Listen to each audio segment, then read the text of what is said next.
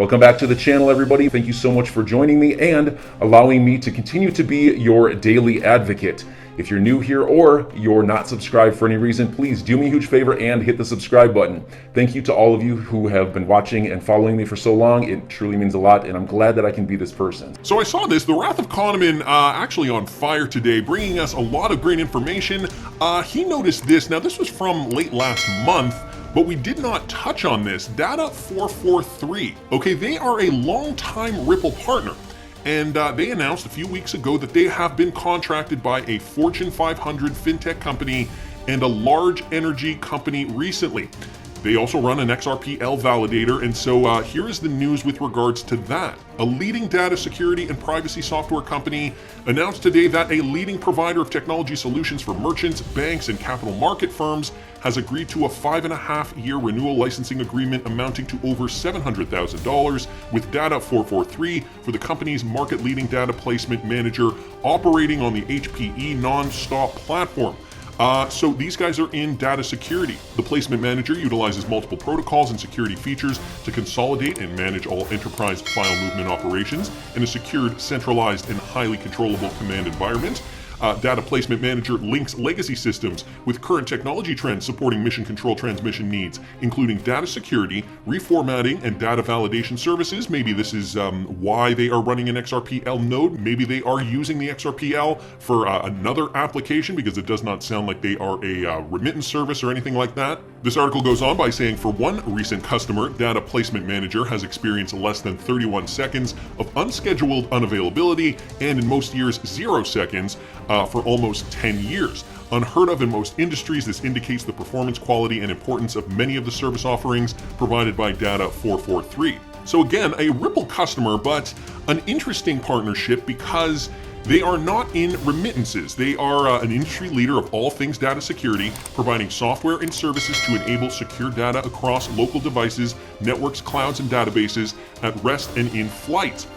Its suite of products and services is highlighted by, and then it gives a whole bunch of different, software solutions in which they have been integrated in. So interesting, because the Wrath of Kahneman says they do run an XRPL validator. And then just the other day, an update from Data 443. So Data 443 wins multi-year contract with major US energy provider with over 30,000 employees. So this just recent, Data 443, a leading security and privacy software company, today announced a 3-year agreement with a leading US-based energy provider and its 18 subsidiaries. So providing privacy and security services for the energy industry. Of course, that is likely a very, very necessary use case for this particular industry, providing gas, wind, nuclear, and other energy sources in the Southeast US. This fast-moving organization has committed to a long-term subscription license that will be paid up front for Data 443's Data Identification Manager, the leading data identification, classification, migration, and privacy management offering.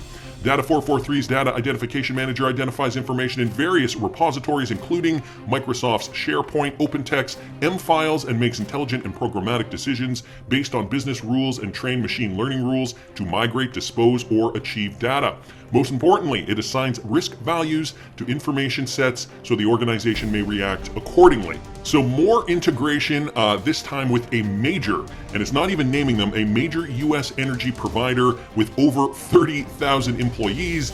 The fact that they have not been named means they likely want to just keep this a secret. They do not want to make a big deal out of this. It is probably a big name in energy providing services or energy services. But the takeaway here, these guys run an XRPL validator. They have been a long-time Ripple partner, and they are partnering, and we know it's not for remittances because they are a security company. They are partnering with big companies, first a Fortune 500 company last month, and now this month an energy provider, a major energy provider with over 30,000 employees. So are they integrating this somehow with an XRPL validator? Are they running this on the blockchain? All very interesting questions. We don't really have too much information there, but if I do hear more, obviously, I will bring it to you guys. Wanted to thank the Wrath of Kahneman for bringing that up. Also, this guy's from Quarter Onion Games. I was tagged in this. XRP community. Why are we only focusing on play to earn and not NFTs? NFTs are the craze, especially with XLS20D coming around the corner to the XRP ledger. It's pretty simple, as Brad Garlinghouse presented in the Peanut Butter Manifesto. Keep it simple and keep it specialized. So these guys developing on the XRP ledger by focusing exclusively though on pay to earn, we can ensure that this platform is perfect and stable, or rather is perfected and stable. Developers can use this for their own games. When we're confident that it meets the standards, we can then consider NFTs at a later date. Play to earn brings so much to the plate for people in this new world we live in, a new way to earn in times where it can be tough. Gaming can offer more than just entertainment. So they are promoting making money on the XRPL using this new platform. We hope that the XRP community, and then he tags a bunch of us in this tweet, and the countless others we've grown with over the years can join us on this journey to bring play to earn to the XRP ledger. So it sounds as though this is a project in development as of now.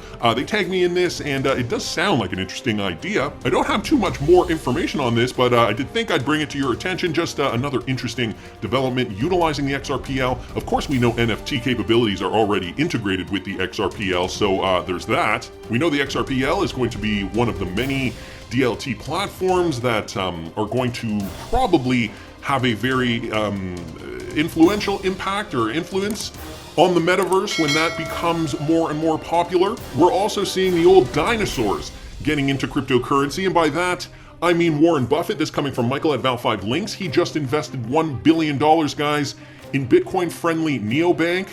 And guess what else he did? He dumped his Visa and MasterCard stocks. So Warren Buffett, I mean, years ago now, he said he wouldn't touch Bitcoin with a 10-foot pole. I mean, I'm paraphrasing, but that was essentially the sentiment back, I believe it was 2017, 2018, 2019, when cryptocurrencies were not as popular.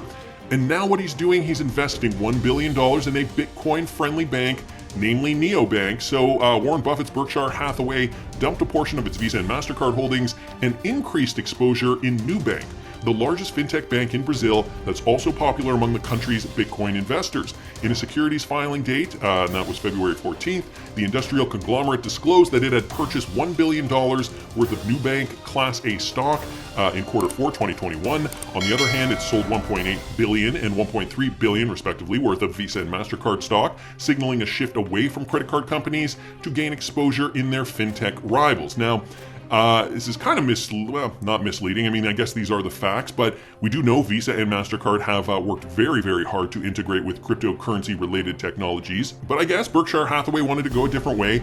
I guess that's his own decision. Buffett, the so-called Oracle of Omaha, is popular for his cautious approach to investing, particularly in markets, or rather in the market's hottest sectors such as fintech. The veteran investor has also downplayed emerging decentralized finance solutions like Bitcoin, ridiculing it as an asset that does not create anything. So those were his words years ago now. But here is the tweet. Nubank, Buffett-backed Nubank stock set for NYSE debut as the IPO pricing valued company at about $41.5 billion. The company raised $2.6 billion as it sold 289.15 million shares in IPO. Berkshire bought 10% of those shares in the offering. So a new emerging stock ready to be traded on the NYSE, Nubank, and Berkshire Hathaway owns 10% of this Bitcoin-focused bank. I mean, it's popular amongst Bitcoin holders. I don't know too much about Nubank, however, I thought this connection was very interesting. Wanted to thank Michael for posting that. And I mean, whether it's Nubank and old school investors dumping their classic Visa MasterCard shares to buy into something new and fresh, something that's cryptocurrency related, or, whether it is the Metaverse, NFTs, the XRPL, right? There are going to be so many use cases for the Metaverse and, this new and emerging cryptocurrency technology that we're now seeing mainstream companies jump on board. And I did not actually think it would happen this quickly. I thought it would take a little longer, but we are seeing it, okay? We're seeing companies like McDonald's. So this is another one from Michael, for example. And just to give you guys a brief lowdown, iconic fast food restaurant chain McDonald's wants to enter the Metaverse. The company has filed 10 trademark applications for the virtual space. And McDonald's isn't the only one either. McDonald's would like to include its McCafe chain in the Metaverse plans. And so receive a sweet treat from us, $20 worth of Bitcoin plus a $600 bonus. And you can redeem that today. I will link that in the description if you guys are fans of that. Here's a tweet from Josh Gerben. McDonald's is headed into the Metaverse.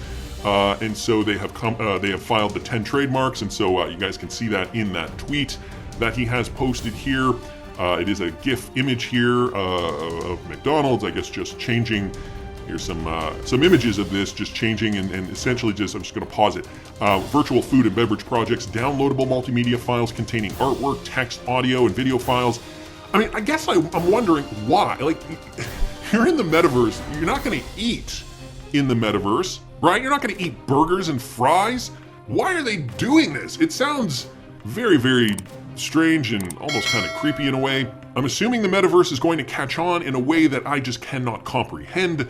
If I'm missing something super obvious, please do put it down in the comment section. I mean, I understand the hype surrounding things like this, but you know, it's very difficult to fathom people going to a restaurant in the metaverse, unless it's a video game, but it doesn't seem like it is a video game. I mean, maybe not today it isn't, maybe tomorrow will be, but you know, it just seems strange that these big companies, especially companies like McDonald's, are doing this. Now, I mean, I guess I get why other companies would do this, like Victoria's Secret. Victoria's Secret's latest fashion brand to stake a claim in the metaverse.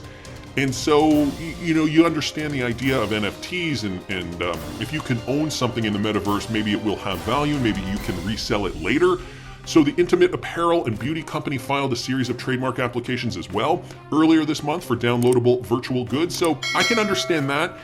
People want to look good in their avatars. Virtual retail services and entertainment all related to the Victoria's Secret brand that includes everything from digital apparel, lingerie, footwear, or accessories to virtual events such as fashion shows and online retail store experiences to digital media.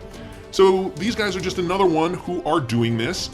Kind of strange in a way, although I do kind of understand maybe wearing sexy lingerie in the metaverse if you are one to want to do that, versus buying a burger that does not even quell your hunger if you're actually hungry in real life. Again, you know, some of these things I can't see the association. Nevertheless, it is happening, and I think that is the most important part. I also wanted to bring this to you guys from Michael. Another one from Michael. JP Morgan, the largest bank in the US, has become the first bank ever to enter the metaverse. So listen to this. The bank has purchased a lounge in Decentraland. JP Morgan also published a paper on how institutions can capitalize on the metaverse. So JP Morgan buying into this very seriously. US's largest bank, JP Morgan, has confirmed the purchase of a metaverse lounge in Decentraland. The bank is now the first financial institution globally to enter the crypto sphere through the metaverse. The Onyx Lounge, JP Morgan's, resides in Metajuku, a virtual iteration of Tokyo's Harajuku shopping district. A tiger wanders on the first floor with a picture of the CEO, Jamie Dimon, hanging on the wall. A winding staircase leads to the second floor, where an investor avatar can watch experts discuss cryptocurrencies. So this, I guess, you can get some value in if you, if you have somebody in the lounge discussing cryptos. You can join the Metaverse lounge, and I suppose you can learn something. Additionally, it has published a paper on how institutional investors can explore the metaverse's business opportunities. The bank believes that the metaverse market can generate about $1 trillion annually. Now, I wonder when this is projected for. Clearly, it's not generating that kind of or maybe it is. I don't think it is today. However, maybe give it a few years and we will see that grow exponentially. Christine Joy, the head of crypto and the metaverse at JP Morgan, said they made the paper to narrow things down for their investors. It explains the current reality, future technology, financial infrastructure, identity management, and labor needed to manage the metaverse reality. So all very, very interesting. And to me, the metaverse, and I'm not going to shy away from this, is part of a great reset initiative to get less people to be outside enjoying their actual lives and move inside to enjoy a virtual world. And I put enjoy in quotes because clearly I have a strong opinion about this. I do not want to live this way. And I mean, I guess for some people, they're gonna feel great about it. Just today on Twitter, I didn't bring it up because it didn't really have anything to do with anything I was talking about today, but now come to think of it, I wish I had kept that tweet up. I forgot who tweeted it out. It was essentially a protest, a rally, a march in Reno, Nevada. Now, if you guys know, the state of Nevada just got rid of their mask mandates. So what these students were actually protesting was to bring them back, bring back the mask mandates. And the ridiculous thing about that is that, you know what, guys, you have a choice to wear the masks if you still want to. The fact that you're protesting to bring them back is kind of ridiculous. At least to me it is. If you guys have a different opinion, put it down in the comments. And so I feel like it's people like this who are going to really thrive and maybe really be happy to live in a virtual world and never go outside ever again. I also wanted to bring this up because we know Ripple. Ripple has had a huge influence too, and is already gearing up to enter the metaverse in one way, shape, or form. And so Dragon J here on Twitter says, look what I found in Decentraland. A Ripple logo. Have they already now formed a presence in the metaverse? You can see over here, sneaking kind of out of sight here behind a palm tree, the Coinbase logo, and there's also the Carbon logo here. But Ripple's logo prominent right up there on the top of the building. Is that a Ripple building or Decentraland or just their logo posted somewhere, asks realdeal.xrp. Dragon J's down here saying, you know, that area was a bigger building that seemed incomplete. Had a bunch of big names on it. If you click on them, they take you to a site in another area, I guess, in Decentraland. I don't really know how all of this works.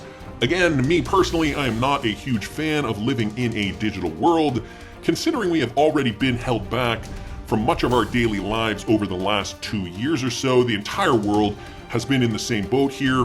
But I thought this was interesting, guys. Ripple now making an appearance, an official appearance in Decentraland, in the metaverse. So what does this mean?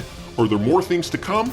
We already know the XRPL is going to play a pivotal role in this new virtual world. We've already heard David Schwartz, talk about NFTs and the importance of NFTs and how they're being built on the XRPL. Different developers are already starting to create more utility for the XRPL, for the metaverse and the real world. So is this a hint of what is to come? Of course, we got to remember how early we are too. This from Matthew LANY on Twitter.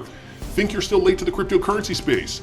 No, we are still early. Investment in digital assets and related businesses by financial institutions in other countries. And so this is just a chart demonstrating how much money and resources being put into cryptocurrency investments at this moment in time. Now, I think this was back from 2021, so it is from last year. Nevertheless, I think it really does give us a good indication. And these are not small companies either, okay? These are financial institutions like Standard Chartered, BNY Mellon, Citibank, UBS, PNB Paribas, Morgan Stanley, JP Morgan, so big players, right? Goldman Sachs, Barclays, MUFG, ING, BBVA, Nomura, and Average. And in terms of, it gives you where their headquarters are located, their total assets, total capital millions, investment in digital asset related businesses.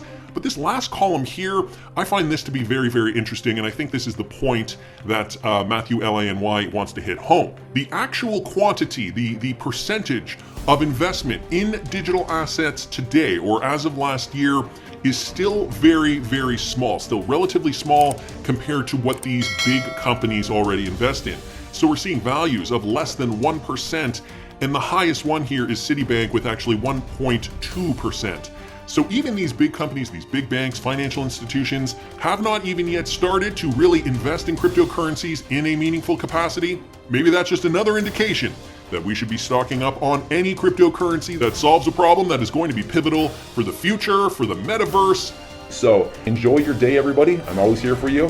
Leave any comments or questions below, and be sure to subscribe. But thanks, everybody. I really appreciate you.